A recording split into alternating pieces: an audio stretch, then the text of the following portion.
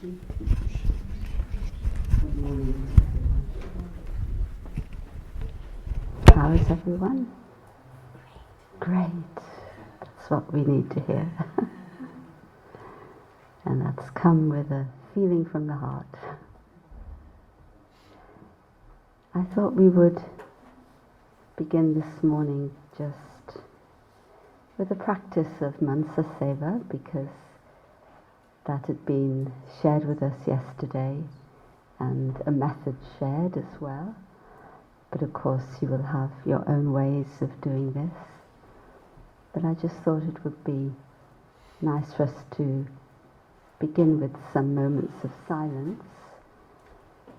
And of course the situation in Morocco, there's about 2,000 confirmed dead now, and it'll probably rise.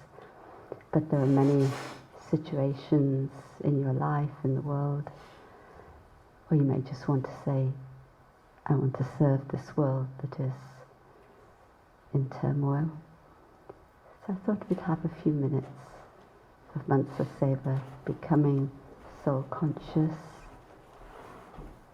understanding where we want those vibrations to reach out to, and then leaving it to the source, the one.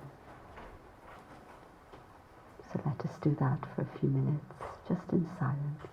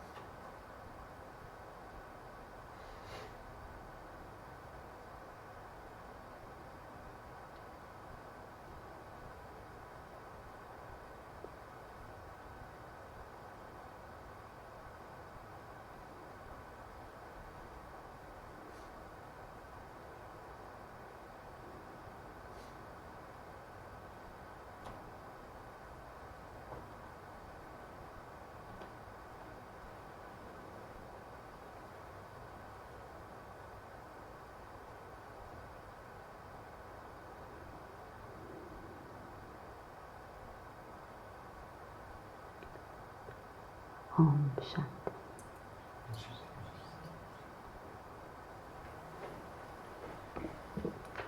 This is such a powerful way. Can you hear me all right? Sound. This is such a powerful way of connecting with the world, and also of helping the transition that is needed in the world. I thought today I'll just have a few prompts for myself, that we could think about the nature of time, and in particular the time that we're in now, this very significant time that we're in now. And you probably know that there's these two words in Greek for time, chronos and kairos. Saying it right?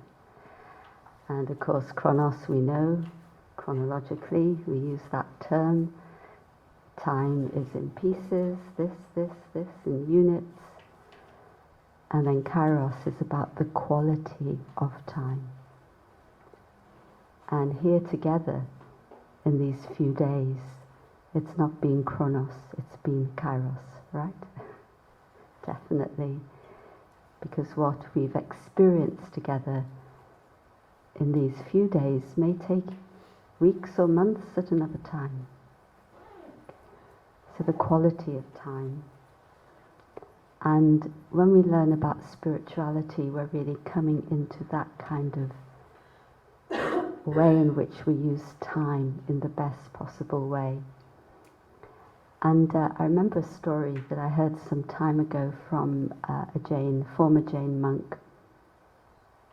And he spoke about when he was growing up in Gujarat in India.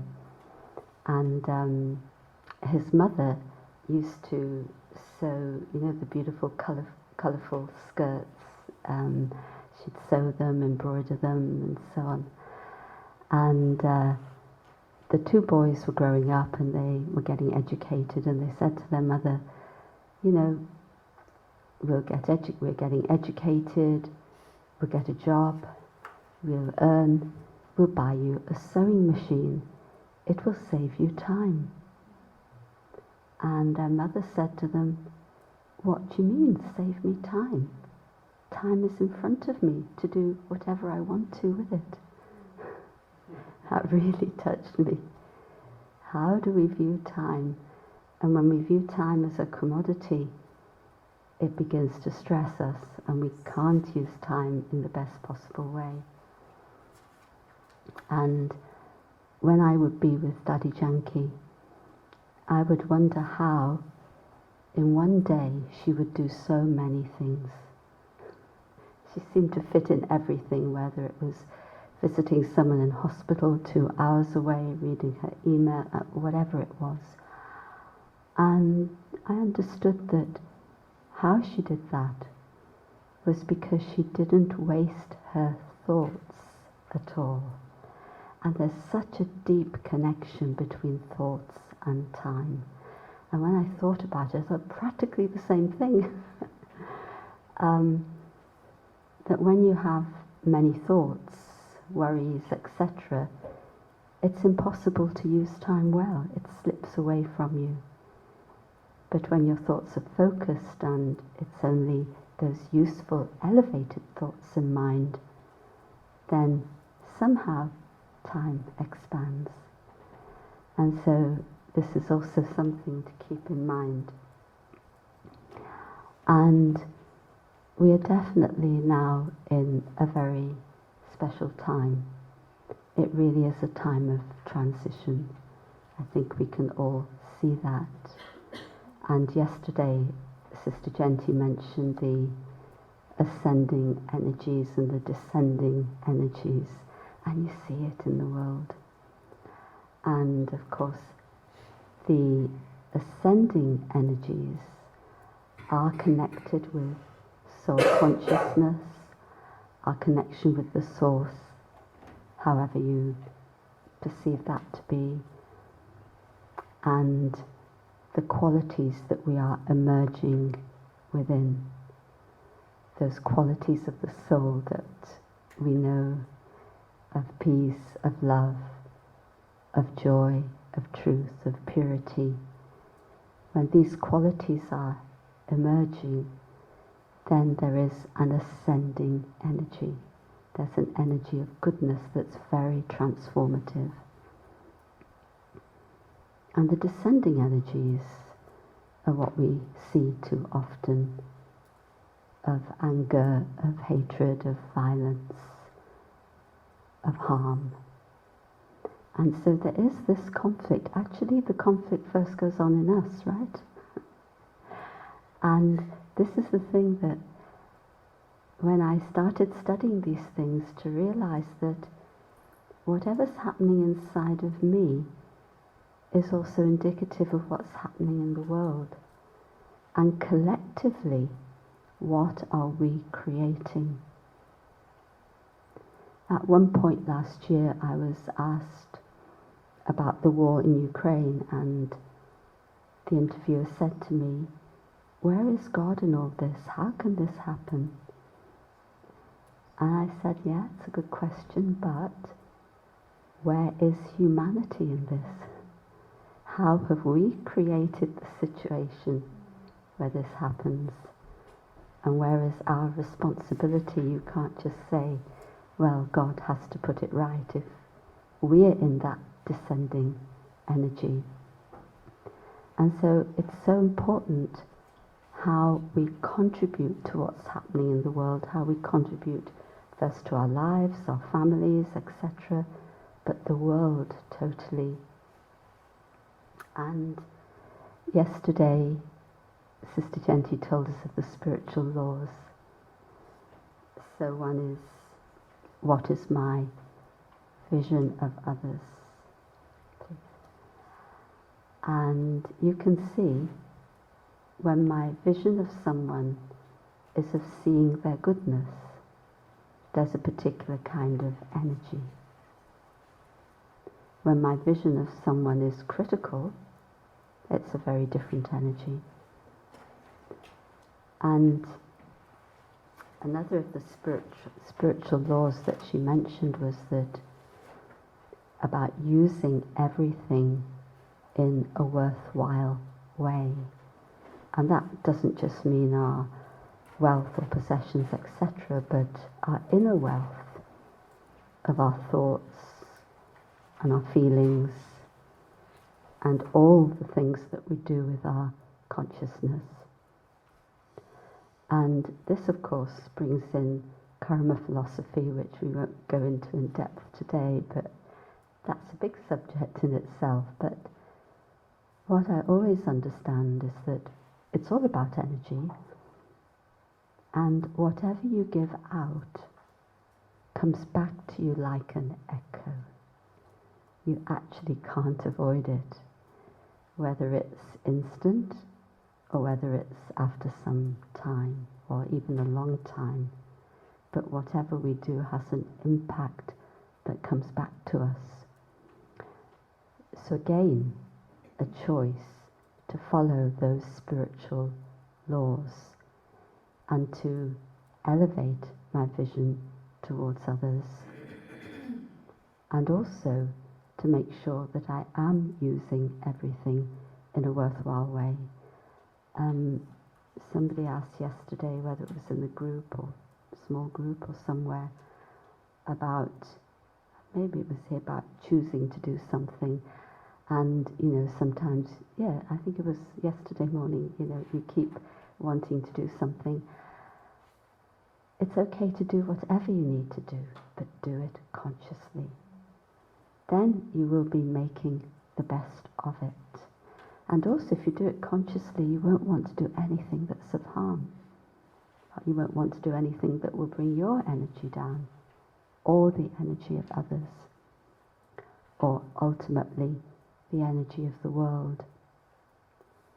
And the other spiritual law that was mentioned, not to give sorrow, not to take sorrow, of course very similar. And not to give sorrow, well, easy enough maybe if we're strong. Not to take sorrow, how do you do with that one? That takes a little bit of effort, but actually what it takes is soul consciousness, and to be in my own dignity and to value myself because of my inherent qualities. And that means that if I really value myself, then even if someone tries to take away that value, they actually cannot. They can imagine they are, but they don't have to. As again, stories, but the President of India, President Murmu, I don't know if you have been seeing her at all, and I guess she's figures big for us because she's actually a Brahma Kumari. And so it's quite amazing. She said, "How did God bring me here? I have no idea." And her story is amazing of courage. But she's highly respected, and we were with someone from the Indian High Commission in London a few months back planning for an event, and he said, in the Parliament, somebody from the opposing party used a very, very derogatory word for her. I mean, he didn't want to say it, like it was very, very bad. And he witnessed, must have been on the television or whatever, and he said she didn't react at all. She just kept composed, she just kept her dignity. And he was so impressed. Not that we want to impress people, but he really felt here's somebody who's whole in themselves. And with that kind of dignity, you actually are able to transform the atmosphere so that things don't penetrate you. And that atmosphere isn't created because, again, you retaliate to something, they retaliate. Well, what happens, it becomes a back and forth, and where's the atmosphere? There's no benefit whatsoever. So, not taking sorrow is a big subject, but it's a very powerful one, and it really helps me to keep my happiness in life and to continue to serve in the best way possible. And with these ascending and descending energies we see in the world, you can see that things are getting to tipping points in terms of climate change. The tipping points, some have been crossed actually, some are yet to be crossed, maybe not, who knows.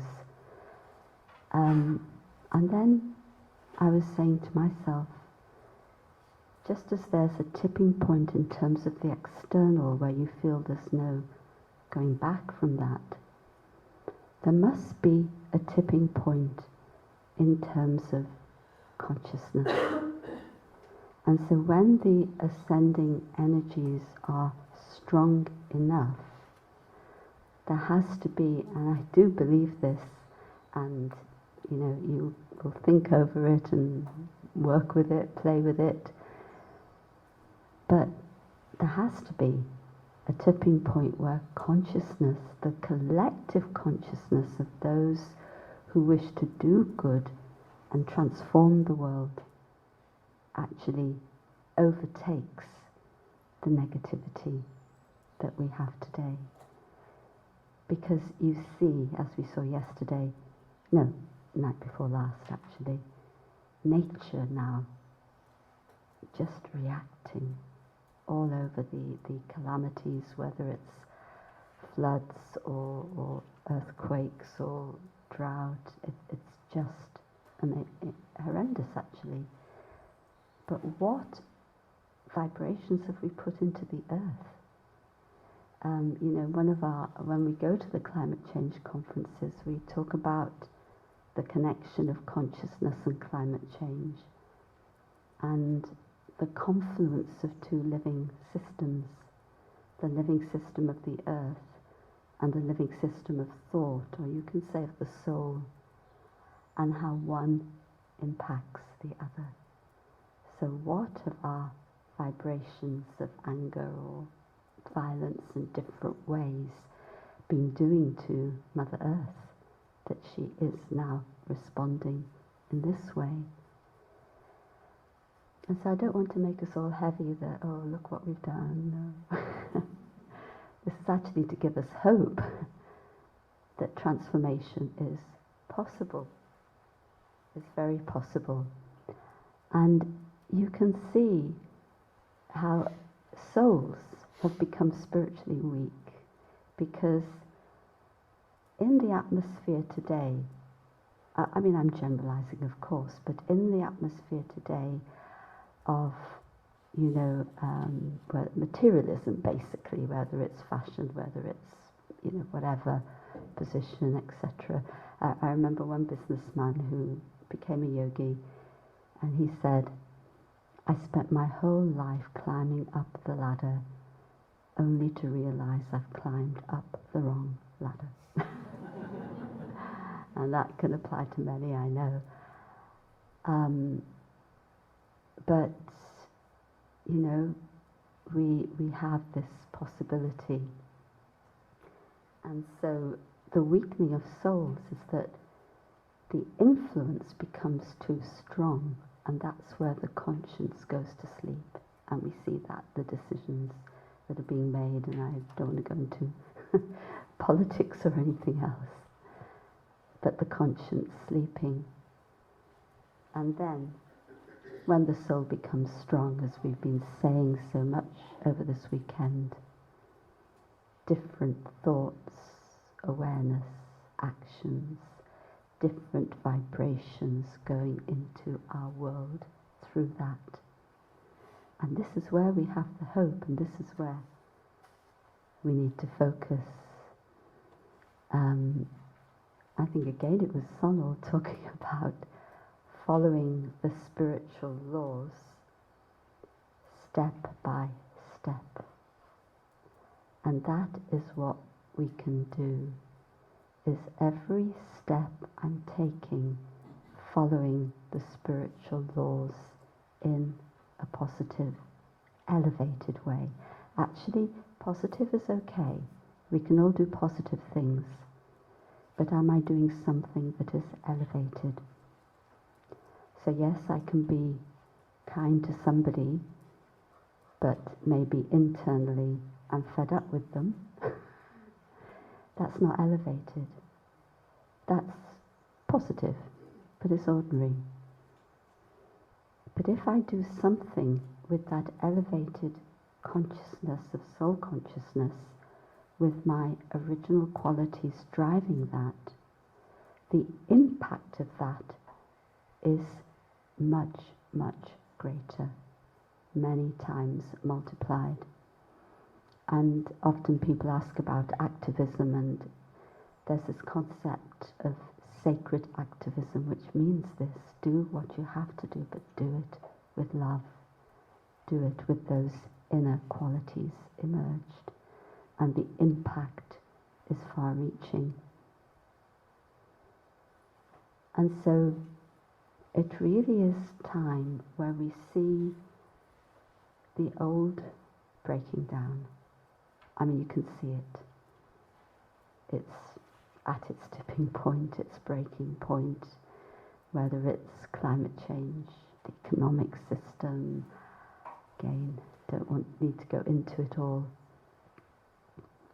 But we need to keep in front of us the world that we are going to, which is a world, again, of human flourishing. And it's in the memory of human beings, in the memory of souls.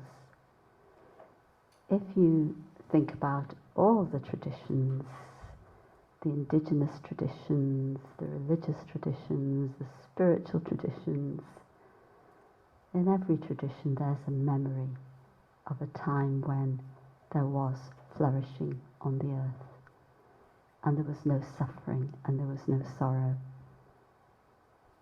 And, you know, the whole of nature goes in cycles. We know that. Our body goes in cycles. Nature goes in cycles. We're beginning to see some of the leaves dropping here for autumn. And if we look at the bigger picture, our world also goes in a cycle. And we are to return to that flourishing world. Now, it may seem a dream, but it's interesting that I know for myself, when I have been able to elevate my consciousness more and connect with the divine presence, the dream doesn't seem so much of a dream. When I'm not in that elevated consciousness, it seems completely impossible. But when I'm in that elevated consciousness, it seems, well, yes, maybe it is possible.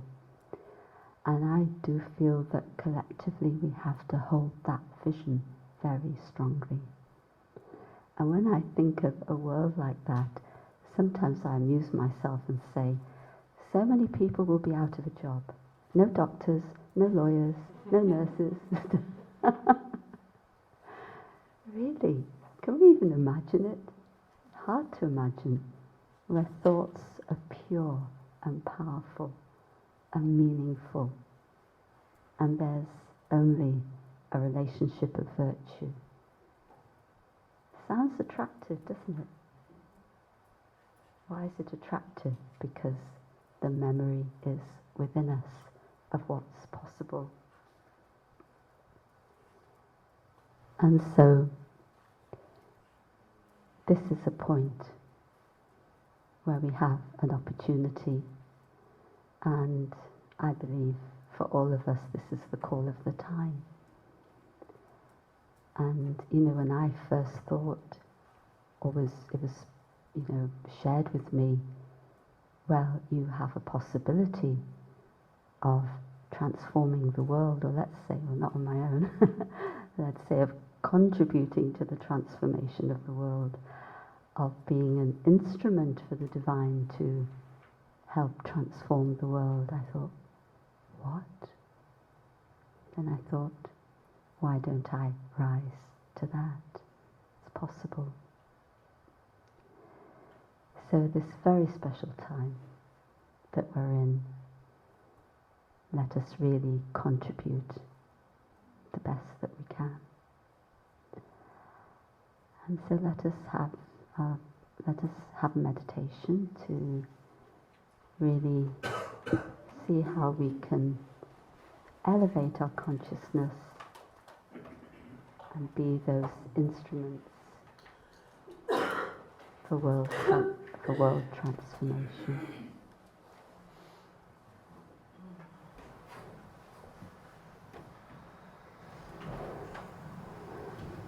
So sit comfortably and feet on the floor,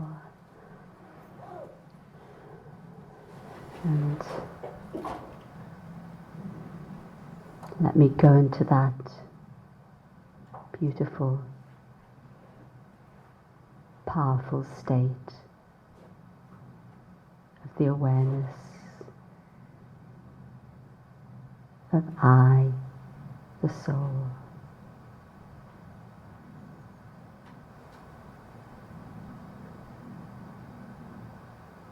The being of light.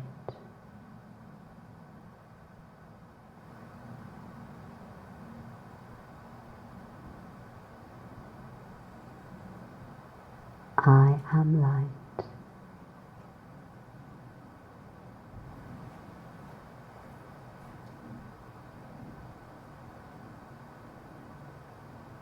I am peace.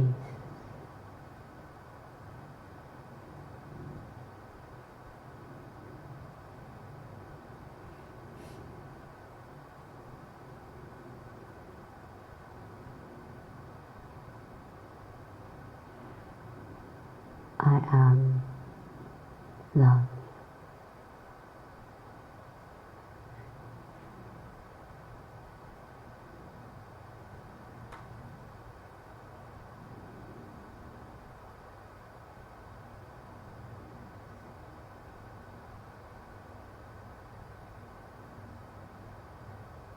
I am joy.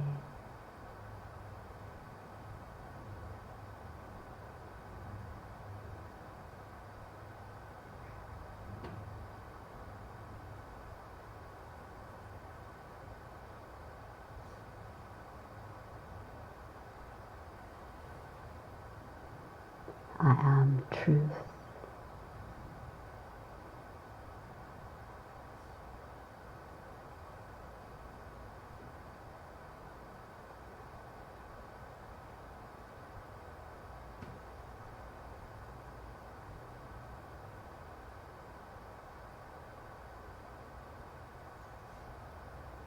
I am purity.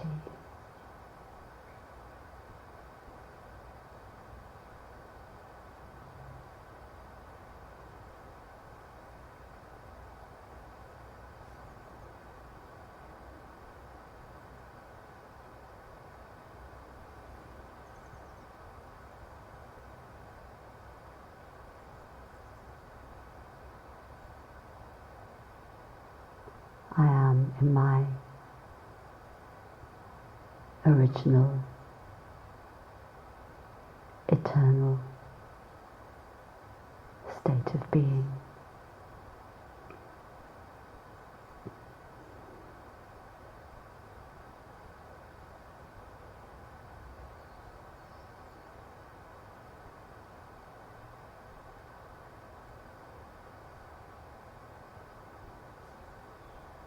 With a single thought,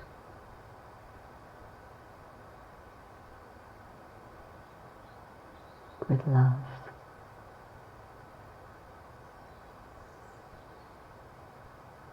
I connect with the source of all being.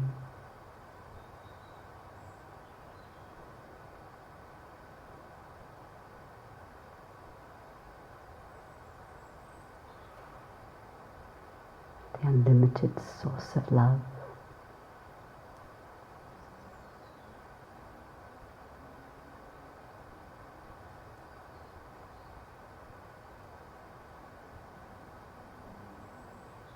The unlimited source of truth.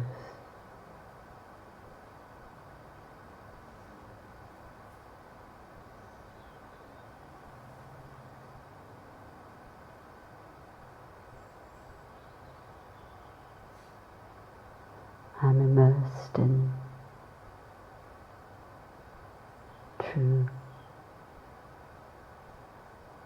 pure, unconditional love.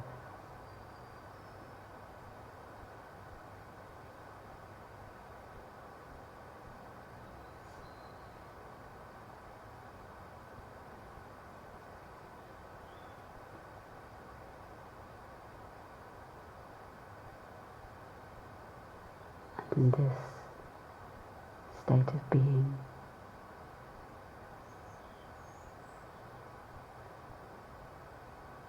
I become an instrument to serve the world.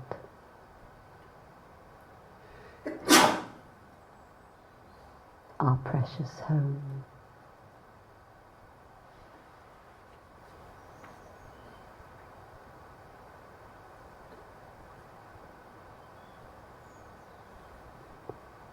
The vibrations of love reach out,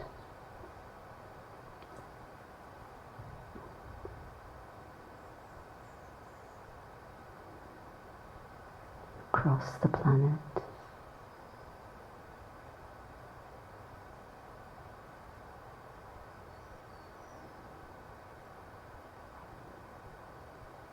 comforting human hearts.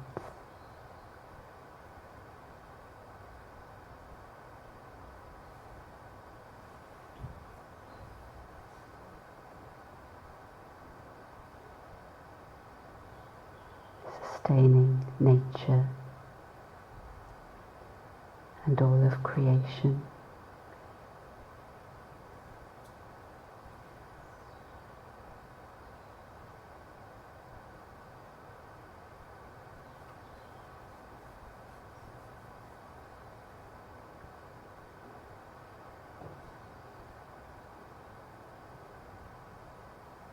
Uplifting those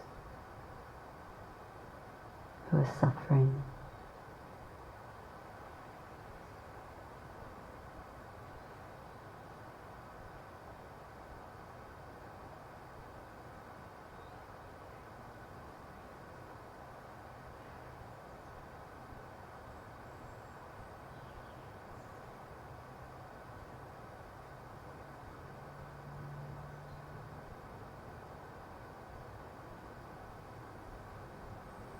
The world is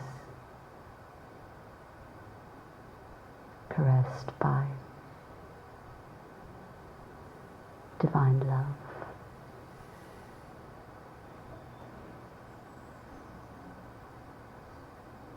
Healing, transformative love.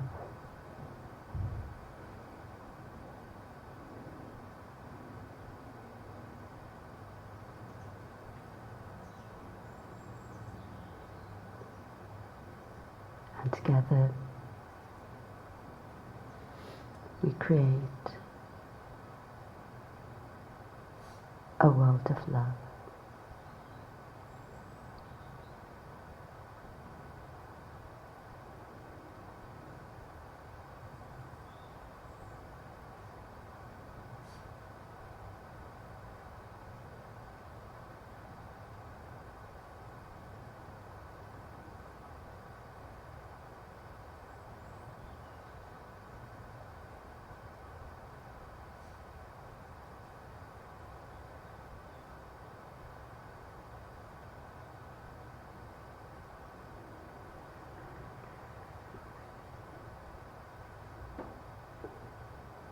And now I gently return to the awareness of my body, the room, my surroundings.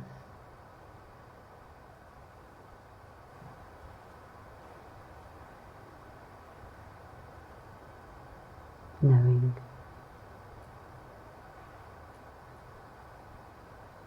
that a flourishing world is possible.